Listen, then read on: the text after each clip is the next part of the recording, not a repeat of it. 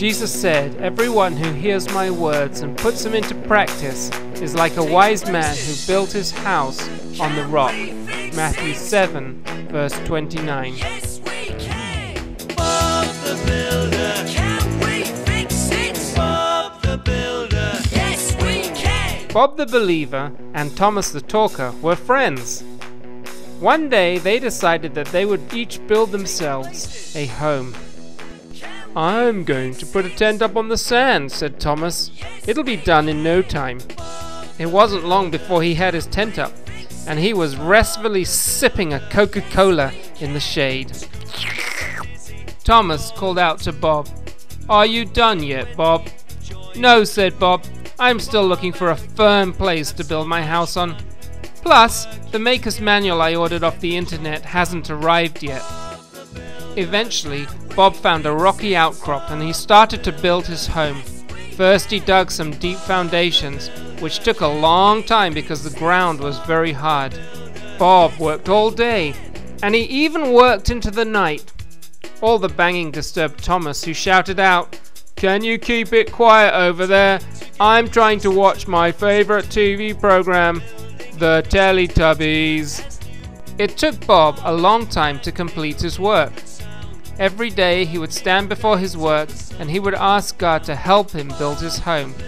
He frequently consulted the maker's manual.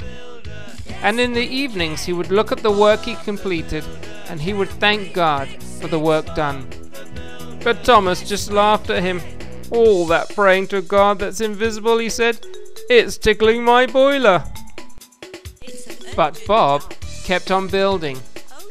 He even enlisted the help of some friends, which speeded up the work no end. Every day Thomas would shout out, "Can you keep it quiet over there as I'm trying to watch my favorite program, the Teletubbies?" Well, one day Bob's home was completed. It looked more like a castle. "Nice house," said Thomas, "but far too much work." No sooner had Bob moved into his home when he heard something like thunder. He noticed ripples in his bucket. He lifted his hands to the sky, but he felt no raindrops. "That's not rain," he said, which surprised everyone who knew the story. "That's a dinosaur from the past that's coming this way." "Help me!" cried Thomas, who was about to be eaten by a 3-ton problem from his distant past. But from the wall of his home, Bob took out his gun, and with a well-aimed shot, he killed the dinosaur, which fell on top of Thomas's tent, totally crushing it. "I think you'd better get yourself a better home," said Bob, inspecting the damage. "No thanks," said Thomas.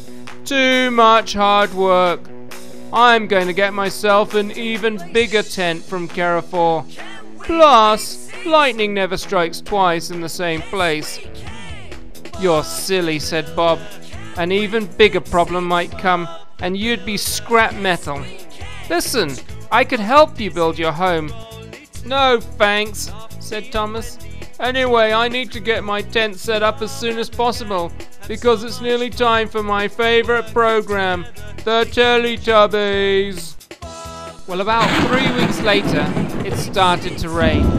The rain came down, and the floods came up, and they washed Thomas's tent away. "Help me!" cried Thomas for a second time. So Bob used a big long pole, and he rescued Thomas from the flood. "I've been a very silly engine," said Thomas. "That's okay," said Bob kindly. "You can stay in my home until the floods have gone. Then, with the help of my master plan, lots of prayer, and a few of my friends, we're going to build you a home that can outlast every danger and flood that comes your way." "Thank you," said Thomas. "I would like that very much."